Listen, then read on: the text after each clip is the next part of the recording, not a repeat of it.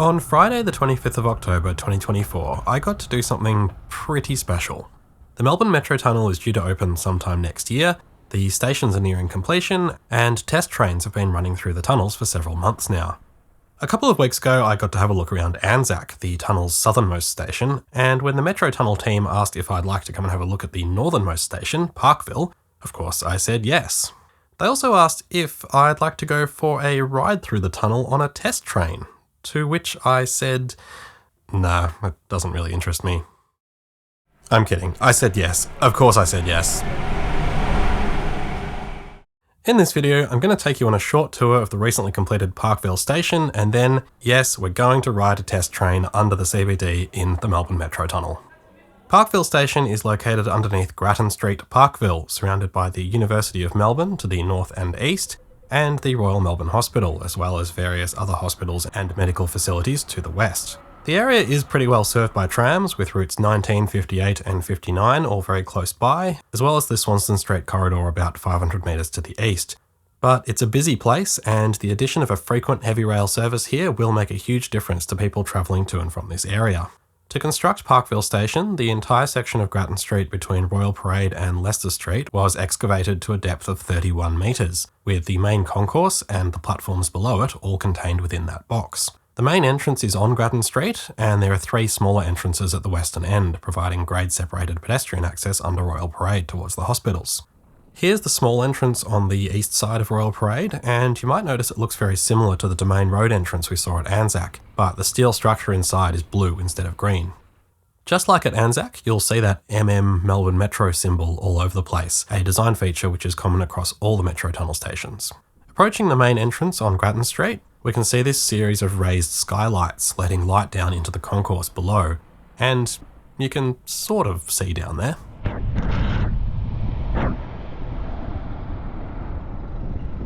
The main entrance itself is dominated by this 50-metre long glass canopy, which I quite like. I think it has a kind of greenhouse conservatory vibe.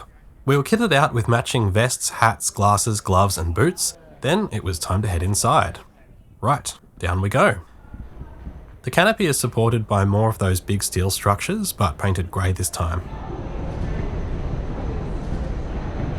Coming down the escalators, you'll quickly notice what a huge space this is. Apparently 80 Olympic swimming pools worth of dirt were excavated from here. To translate that for my audience, that's almost 6 million HO-scale Tate M cars. Dominating the northern wall of the concourse is an enormous ceramic mosaic by artist Patricia Piccinini. It's called Vernal Glade and aims to offer a moment of calm to users of the station.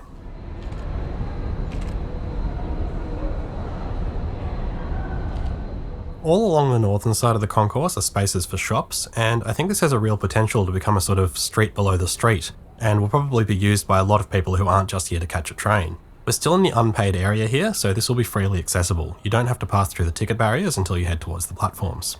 There are a lot of design elements consistent with what we saw at Anzac. There's these huge round lights, the orange ceiling beams within the paid area, and again, that little logo all over the place. The skylights do a great job of letting in loads of natural light, and I'd be interested to see how different it looks at night or even on an overcast day. Unlike my Anzac visit, the PIDs were actually showing some imaginary trains this time. The Mikey barriers appeared to be turned on, but were wearing these stylish silver space blankets. Then it was down to the platform, which is 25 metres below street level.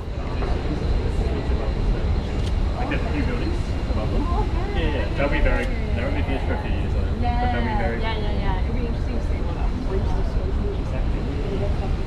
Aesthetically, the platform is very similar to Anzac, but the thing I immediately noticed was this, a train. HCMT set number 35 was stabled with the lights off on platform 1. The Metro Tunnel is made up of 2 single-track tunnels, one for each direction, and there aren't any intermediate crossovers, so once a train enters the tunnel, there's no way of moving it into the other tunnel. The main benefit of this simple layout is that it only took me like 5 seconds to make this diagram.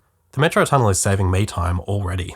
For these test runs, the tunnel is operationally isolated from the rest of the network, so 2 trains are used, one on each side, conducting test runs in both directions, which is allowed by the CBTC signalling system.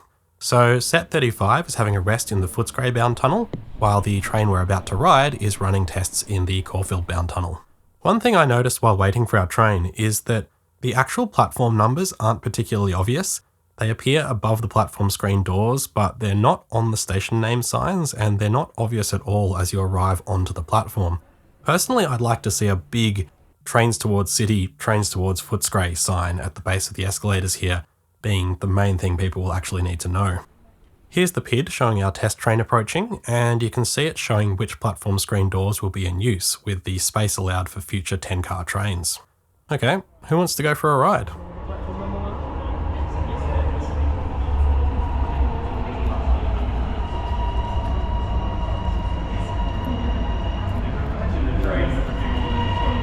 Our train for the day was HCMT set 63, which arrived from the west, having come from Arden.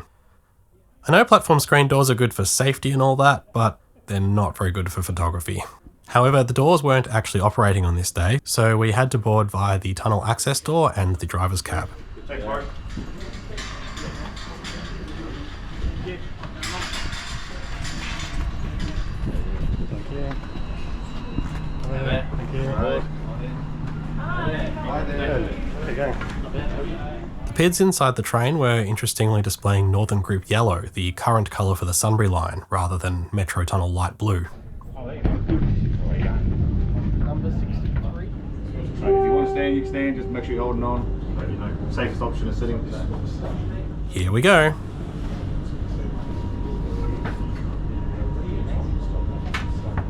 Pulling out of Parkville, I noticed a Windows 10 screensaver and this sign showing our location. That's Parkville's 3-letter station code, Platform 2, East End. After Parkville, the tunnel makes a few fairly tight turns as it curves to align with Swanston Street. Here we are departing State Library, which is the connection point to Melbourne Central. And for the first time ever, I'm on a train heading south under Swanston Street.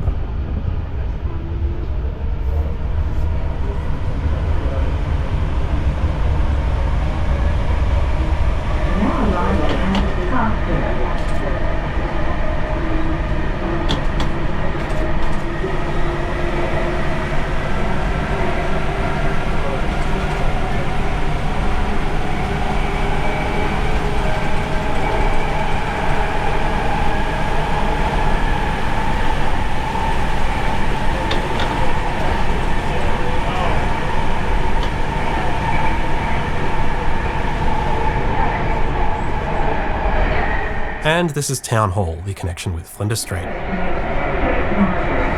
Another thing about platform screen doors, the stations do all look basically the same from the tunnel.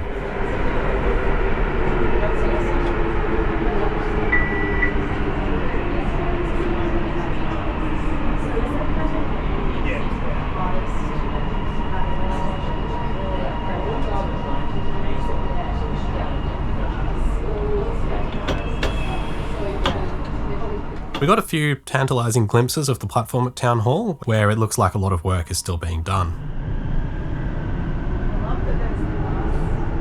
We then accelerated up to the maximum line speed of 80 kilometres per hour, and it's here somewhere that I'm passing under the Yarra on a train for the first time ever. I couldn't see any fish.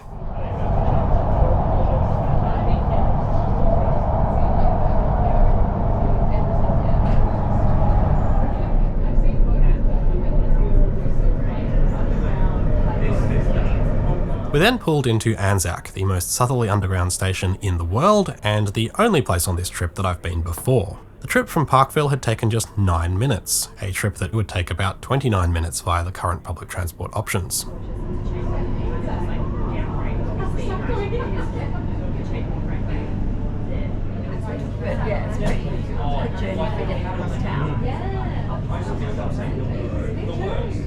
We changed ends, making use of the HCMT's complete walk-through layout to get up to the northern end of the train. While the crew prepared for our return trip, Chris here became maybe the first person ever to watch a Tateset video in the Metro Tunnel. Then we began our trip back north. This was another unusual opportunity, as we're now heading north in what will normally be the southbound tunnel, something that is allowed by the safe working, but I don't think it will ever happen in normal passenger service.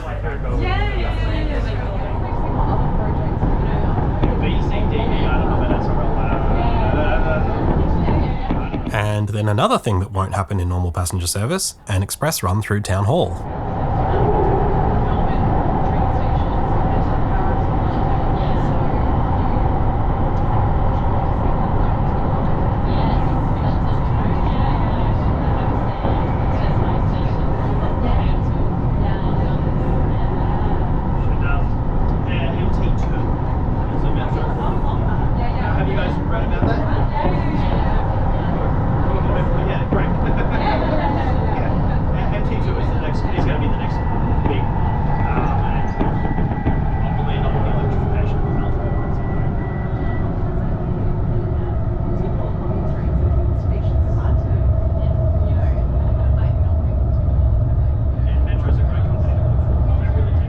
and Express through State Library.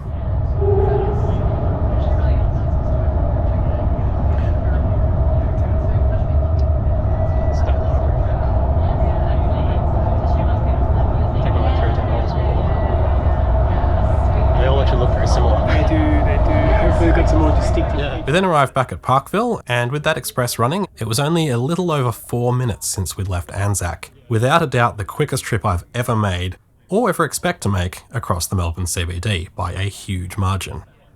Leaving the train at Parkville, again via the driver's cab. Thanks very much, guys. See you later. Thanks so much. Thank you.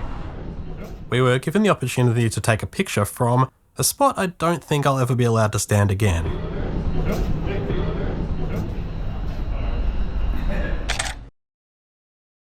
Something you might notice is that instead of conventional overhead wires, the 1500 volt DC traction current is carried by a solid rail within the tunnel. Looking towards Arden, you can see the transition from the square excavation of the station box to the circular tunnel dug by the tunnel boring machine. You can also see there are no traditional signals in the tunnel, as they aren't required for running with CBTC. So that was fun. Once again, enormous thanks to the people involved in the Metro Tunnel project who arranged for this tour. It was a real privilege to experience travel through the tunnel before it opens to the public, and I'm really glad that I'm able to share this experience with you all here. I was going to finish with the credits rolling over this shot, but that would be too similar to what I did at Anzac, so here's a different escalator view as we head back up to Grattan Street from the concourse. Thank you very much for watching.